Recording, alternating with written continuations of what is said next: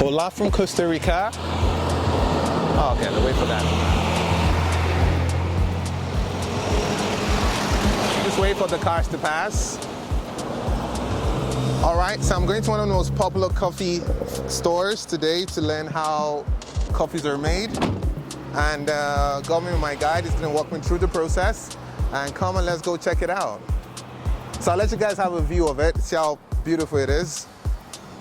And from there, we'll start our tour. That way, right?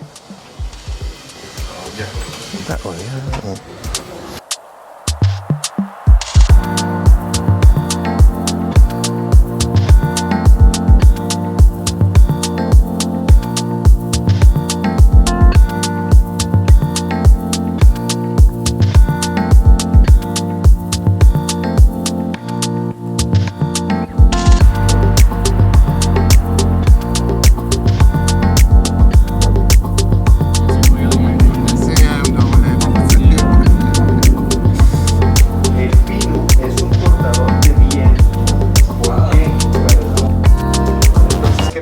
El arbusto se mueve de tal forma.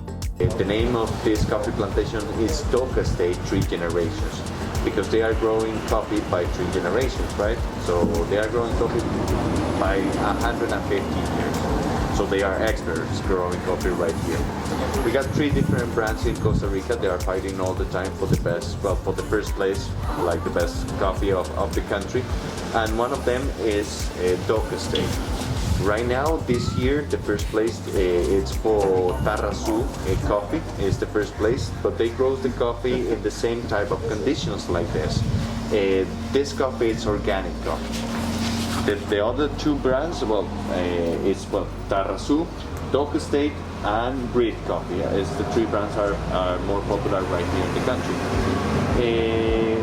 To grow organic coffee right here, we need to put no chemicals on the coffee. We need to put different type of things into the coffee plantation. Right here, what we do is put different type of trees. They are specifically right here in the coffee plantation because they help to the coffee to have better conditions to grow. All right. For example, I will show you the eucalyptus. That's a rainbow eucalyptus. The eucalyptus is a natural repellent. So they're going to repel different type of mosquitoes and bugs. So it's the main tree into the coffee plantations. Then we have some banana plants into the coffee plantations because they provide a sweetest fruit than the coffee. So another type of bugs, insects and mosquitoes who don't be repelled by the eucalyptus tree are going to try the banana first than the coffee. At the same time, so mosquitoes prefer bananas to coffee? Yeah, because it's sweeter, right? The coffee, it's a fruit, so it's sweet when it's ready, when it's a red bean, it's already sweet. So some different type of animals try the coffee, but if you have something sweeter than the coffee, the animals are going to. So it's like a decoy. Yeah, that's right. So we have some banana plant. We have some mango, orange, and lemon tree because they provide sweetest fruits than the coffee. In another way, the banana plant is a very humid plant. So when we have a very dry day without rains, obviously, the coffee takes the water from the banana plant. So have a few things to do right here in the coffee plantation. So it's the second one. The second most important into the coffee plantation.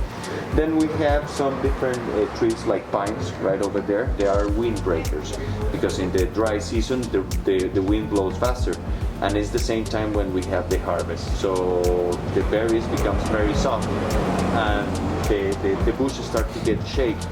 So the berries start to fall down, and we cannot pick the beans from the floor because we have a lot of compost right down there. So it's no good to pick it from the floor. So we put some windbreakers along the coffee plantation. Another ones provide some shade. In different time of the day, the sun burns more than, for example, the sun from 6 a.m. to 9 o'clock in the morning, it's very good for the plantation. But after that moment, the UV rays start to burn all the plantation. So they put in places, in specifically places, another different type of trees to provide some shade to the coffee plantation. That's one part. So right now we are going right down there, and I'm going to explain you more about the harvest and the other steps. Perfect. Right?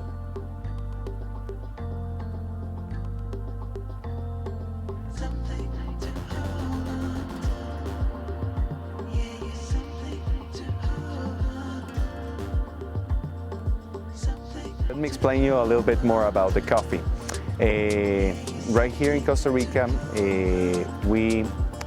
coffee long time ago. The coffee being introduced right here in the country in the 1800s, right? Being introduced right here by the Spanish people. They want to create right here some different crops they don't produce in their countries and sell our products to the rest of the world to generate some incomes for their countries. So they introduce right here some coffee, some tobacco, and some banana at the same time. But we take the coffee because what's the best option for us? Because the coffee could be planted between 700 meters from the sea level to 1800 meters from the sea level. So they planted the coffee only in the Central Valley, not in the countryside. So they take the coffee mainly right here in the country, and they start to produce a better quality than the rest of the countries, because the country is very small, so we cannot produce quantity of coffee like in our countries, like Brazil, for example. They produce a lot of quantity of coffee because they have a bigger land than us. So we get focused on quality from long time ago. That's why if you see our coffee all over the world, it's recognized like one of the best coffees of the world. It's because it's first quality coffee. It's recognized like gourmet coffee. So Costa Rica, it's all the time focused in the first three places because we have a very good competitors all over the world, like Vietnam, for example. They produce a very good coffee too. So we are all the time in the top three, sometimes in the first place, sometimes in the second place, and some other times in the third place. But our goal, yeah, that's right, and our goal is never be less than the third place, always in the first, in the top all the time. So I explain you the way to generate that type of crops is make it organic coffee right here with the different type of trees they put in here. No, they don't put chemicals on the coffee. They just introduce all the different trees you have right here. For example, I told you the eucalyptus tree is one of the most important.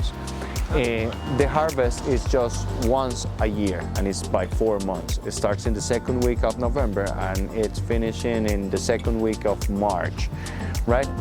It's manual job because they just need to select the red berries. The green ones stays right there until the moment they get ready. They turn red so they can be picked, right? That's the first step when you do the harvest, right? Just pick the coffee into a basket, we call it cajuela. You've been paid by cajuela, not by weight, because all the coffee weight's different. So you need to fill up the basket, like the 80% of the basket. You don't have to fill it up all the way up, just the 80% of the cajuela, and you'll be being paid $3 by cajuela. So it's a very hard job because you need like 10 bushes to fill up only one cajuela. So it's a hard job. How much soil people do? Is that what you're doing? The people over there? Yeah, well, okay, it's very good question, because right there they remove all the coffee bushes because the coffee from the seed to this size plant takes 4 years. Okay, at the 4th year do the first harvest, but the first harvest doesn't work for first class coffee. So they need to wait 1 year more. At the 5th year, the coffee produces very good quality, and the coffee produces, the bush produces coffee for 100 years. It's a long time, but every time is something. Just the first 25 years produce first class coffee. So every 25 years, we remove the bushes. We just try to repair the land a little bit, or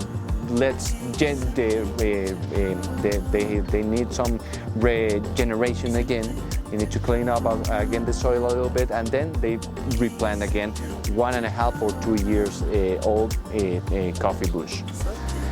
That's the way to grow coffee. So that's why that area is completely clean. Maybe in a few weeks they are going to replant again the new ones.